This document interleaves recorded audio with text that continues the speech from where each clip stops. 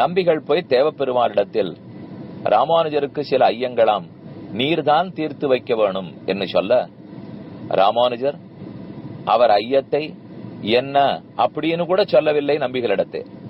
அவருக்கு சந்தேகம் இருக்கிறதான்னு தான் நம்பிகள் வரதராஜனிடத்திலே சொன்னார். உடனே தேவப்பெருமாள் தன் சோதிவாய் திறந்து 6 வார்த்தைகளை அருளி செய்தார்.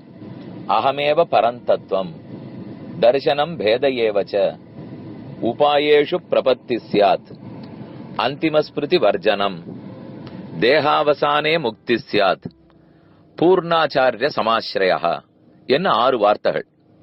நானே பரம்பொருள், பரமாத்மா, ஜீவாத்மா, அசித்து என்ன வெவ்வேறு தத்துவங்கள், 3 தத்துவங்கள். உபாயங்களிலே சிறந்தது என் திருவடியே பற்றக்கூடிய சரணாகதி. கடைசி படுக்கையில் சரணாகதன் என்ன நினைக்காவிட்டாலும் நான் அவனை நினைத்து அழைத்து போகிறேன். கர்மங்களத்தனையும் தொலையும் வரை காத்திருக்க வேண்டாம். தேகம் தொலைந்து விட்டால் இந்த பிறவியின் இறுதியில் முக்தி அடைகிறேன். ராமானுஜரே, சந்தேகமில்லாமல் பெரிய நம்பிகளை ஆச்சாரியனாக ஏற்றுக்கொள்ளும் என்று 6 வார்த்தைகளை கூறினார் தேவப்பெருமாள். இதத்தான் காஞ்சி தேவப்பெருமாள் 6 வார்த்தைகள்னு கொண்டாடுவர்.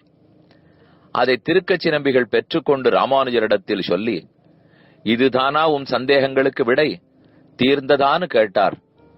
ஆம் என்று ஏற்றுக்கொண்டு அவரை தழுதழுத்து நமஸ்கரித்தார் ராமானுஜர்.